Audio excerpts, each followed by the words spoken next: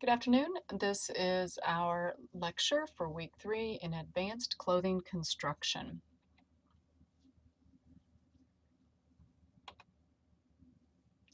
I'm trying to get the slideshow to advance. There we go. All right, in our textbooks this week, you may be referring to work or notes for your sewing for the apparel industry, or maybe referring to your pattern making for fashion design if you're still needing to work on pattern work or make any corrections to that. As always, your attendance is based on a summary of the lecture. I'm still having problems with the live lecture. I've got IT working on it. They've got quite a backlog of things, so I guess we will hope that our next class we will have that. So that does require a short summary of the lecture that I'm covering in this video. And then this week, both Wednesday and Friday, I'm going to have you submit things into the forum discussion. The one reason why I want to do it a little earlier this week is because you might be faced with some kind of challenge or stumped at some stage upon your pattern making, sewing, correcting a pattern, something. And I'd like for you to have the opportunity to share, and that way others in your class might be able to provide some feedback or input in something maybe they experienced very similarly, and then they can help you work through it.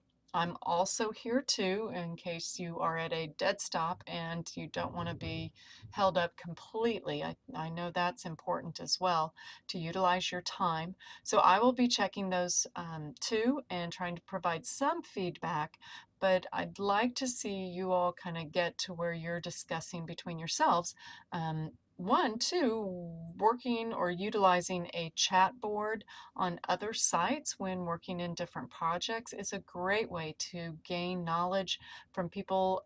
You may have one way that you're doing it, but somebody might have a suggestion that improves the efficiency of that or makes so much more sense, or on the opposite side may not. So we would just like to get more involved with everyone here. So remember, Tuesday, Wednesday, and Friday are the big dates for your attendance type items.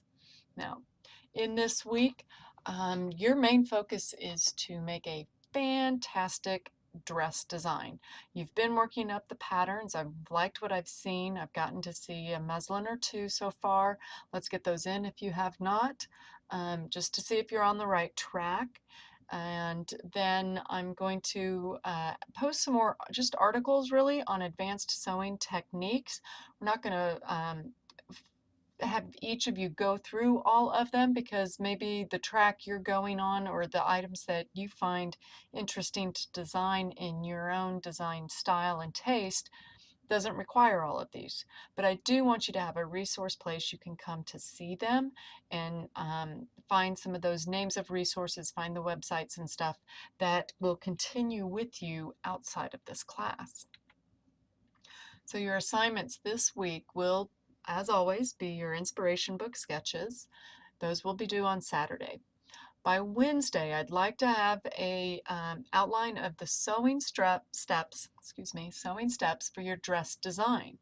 Of course, you'll be starting with the cutting. Don't forget interfacing, any type of stay stitching or basting you may need to do in some areas. Don't forget about trimming and pressing any seam allowances, things like that.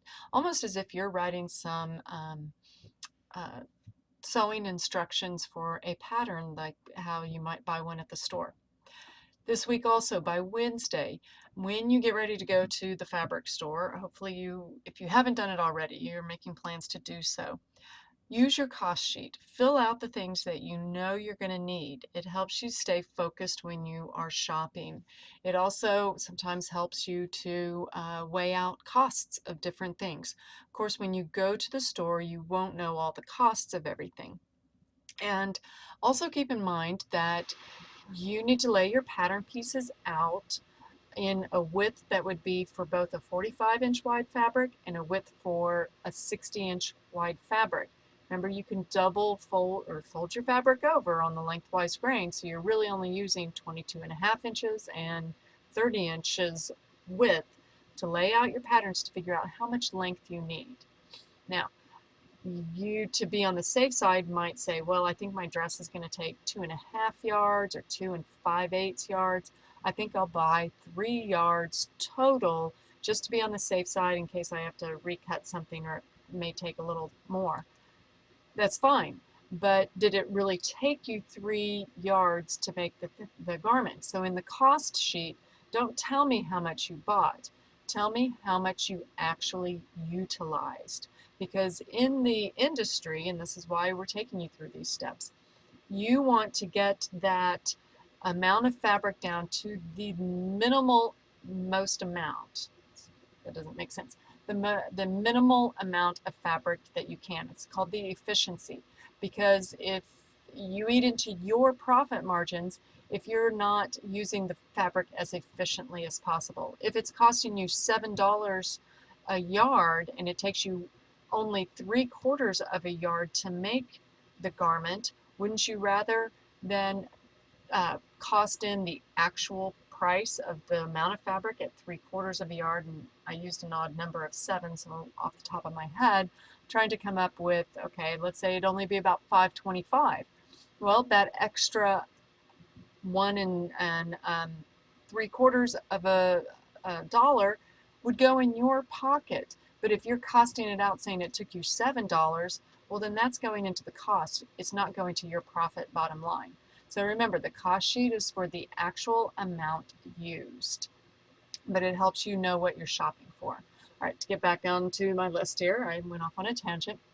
You do need to have the completed dress sewn up, preferably on your dress form, but if you made it for a different size body, because I know not everyone in this class has the dress form, please try to have that on a body for your photographs. We want to see how does it actually fit a human form, or on the dress form, and for those of you that started the program fully online and have that. Those are due on Saturday. Also, a final illustration of your dress design. Redraw this different from your original sketch design. The illustration will need to be on your nice Bristol paper. Make it as if you need to sell the garment on the way that this sketch looks. Okay, if you think about it like that, it's portfolio ready. And this way, now that you've actually made the garment, make your illustration to reflect what it turned out to be. Many times throughout the whole design process, the original sketch transforms through the pattern making, unintentionally sometimes, but sometimes intentionally, and through the sewing and the testing of the muslin, and then the next steps and on till the finished product, which may not look very much like what it started as, but you want your final illustration to reflect that. And then we will have a small or short final exam. It does cover the 2 chapter readings that were covered in this class, and I'm going to look over that. I'm going to tell you now, there will be an essay question on that that gives you a chance to provide your impressions and feedback on your experience. Your discussion this week kind of follows that line, but you will need to be prepared to do a essay in your final. All right, your supplies this week. Again, you'll need your art supplies. Remember that it is a colored illustration of your dress, so your choice: colored pencils, markers, watercolor paints, acrylic paint, a mix of the medias, whichever you want.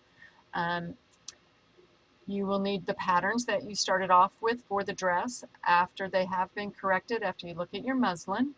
Any changes there, make sure they're done. That way, when you lay them out on your fashion fabric or fabrics, in case you're doing a combination, you have that. Of course, you will need that fabric or fabrics. Don't forget your interfacing, if you need that too, for your completed dress design.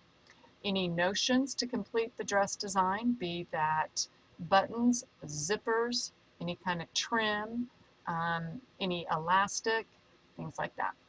And then, of course, your basic sewing supplies to accomplish your sewing steps. Now, with advancing your sewing skills, it does not stop at this class. And in fact, This class can't ever teach you all there is to know. I've been sewing for over 27 years and I still learn something new when I read an article. I am always absorbing something, some source, some suggestion of how someone shows or does something. I've still not tackled every kind of problem or design there is out there. And the only way you can get better is with practice. You have to practice and push yourself to sew outside of a sewing class. Now that you're getting closer and closer to the end of your program, you'll probably hopefully find that all the time that would have been dedicated to a class, now you can actually put towards a real project for yourself or someone in your family. But keep challenging yourself with the patterns you pick. Go from easy ones to more advanced ones. You might want to build up to jumping into a Vogue Advanced, but they do have on the envelopes labeled the different skill levels that you would need to accomplish that. So continue to challenge yourself. Now that you also know how to make patterns and use that pattern book, challenge yourself there. Work in muslins if you need to at first till you get more comfortable with it.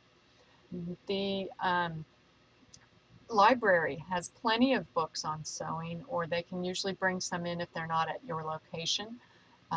Amazon.com, I've picked up many a used sewing book, and I've got shelves of them. I'd love to share all of them with you, but I really can't go posting that much copyrighted information. I can share a little bit with you and guide you, but and in fact, right here, these two of these books in this stack, which happens to be a stock photo off of the internet, I have in my library. The Couture, The Fine Art of Sewing, is a fantastic book for some sewing techniques, but I always have those on hand. Threads magazine is another wonderful, wonderful source. They put their issues out every other month. You can either buy it to come in the mail. I love the old school of flipping through a magazine, but you can also get it digitally on iPads and tablets too. It is a little expensive as far as a subscription, but I will tell you it is well worth it. I have stored mine over the years, and when I had a chance to pick up a bunch of back ones before I'd ever started getting the actual magazine myself at a garage sale, I picked every one of them up. I didn't care what it was going to cost me, and it actually just cost me a finger, not the arm and leg there. But they are fantastic resources. Even if the photos look a little out of date, the techniques are still strong. And then the last little picture over here on the far right is a Vogue pattern. You can't see the back of the envelope, but it would say that this was an advanced type pattern. But those give you great steps along the way if you're not real confident on what sewing step do I do next? How do I do this? How does this kind of collar work? Different things like that gives you great ideas that then you can in turn use for your pattern making. Well, I think that wraps it up. It does for our lecture today. Again, continue to keep sewing. Happy sewing this week. If you do run into any problems, don't hesitate to email me or text me or call me. I'm available till 9:30 each night. And I wish you luck and can't wait to see all your stuff.